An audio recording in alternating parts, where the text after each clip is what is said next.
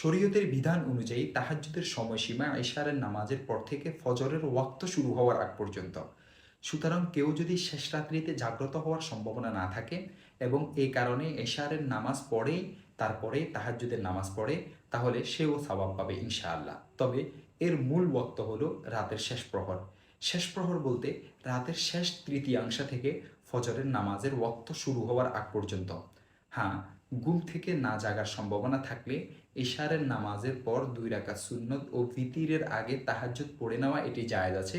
তবে পরিপূর্ণ তাহাজ্জুদের মর্যাদা পেতে হলে রাতের শেষ প্রহরে উঠে এই নামাজ আদায় করতে হবে। সকলের মতেই তাহাজ্জুদের ওয়াক্ত শেষ হয় ফজরের ওয়াক্ত আসলে, অর্থাৎ সুবহে সাদিক হলে। ফজরের আজান এখানে ধর্তব্য নয়, বরং সুবহে সাদিক হওয়াটাই মূল বিষয়। কিন্তু সুবহে সাদিক নির্ণয় করার ক্ষমতা সবার নেই। পশ্চিম আকাশে লম্বা সাদা আভা দেখা দেওয়া হলো সুবহে কাযিব। এর কিছুক্ষণ পর আড়াআড়িভাবে বড় আকারে সাদা আভা প্রকাশিত হওয়া হলো সুবহে সাদিক, যার পর ধীরে ধীরে আলো ফুটতে থাকে। এই বিষয়টি একটি সূক্ষ্ম বিষয়। সবার চোখে এই পার্থক্য সহজে প্রতিবাদ হওয়া আসলে সম্ভব নয়। তাই এক্ষেত্রে আবহাওয়াবিদদের গবেষণা ও পর্যবেক্ষণের উপর আমাদেরকে নির্ভর করতে হয়।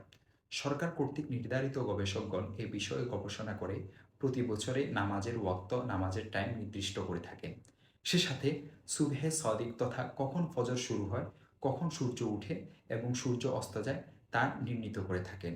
যেহেতু বিষয়টি জ্যোতির্বিদ্যা, মহাকাশ ও আবহাওয়া বিষয়ক, তাই এইসব বিশেষজ্ঞদের মতামত আমরা সাধারণত মেনে চলি।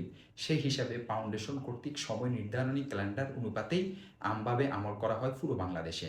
তাই সেটা দেখে তাহাজ্জুদের শেষ ওয়াক্ত নির্ধারণ করতে হবে। ফজরের নামাজের ওয়াক্ত আরম্ভ হওয়ার পূর্ব পর্যন্ত তাহাজ্জুদের ওয়াক্ত। সেহরির সময় শেষ হলেই তথা ফজরের ওয়াক্ত শুরু হলেই তাহাজ্জুদের ওয়াক্ত শেষ হয়। রাসূলুল্লাহ সাল্লাল্লাহু আলাইহি ওয়াসাল্লামের জামানায় তাহাজ্জুদের নামাজের জন্য আলাদা আজান দেওয়া হতো। এখনও মক্কা শরীফে ও মদিনা শরীফে এই নিয়ম চালু আছে। এখন চলুন জেনে নিই ভিতিরের সময় কখন।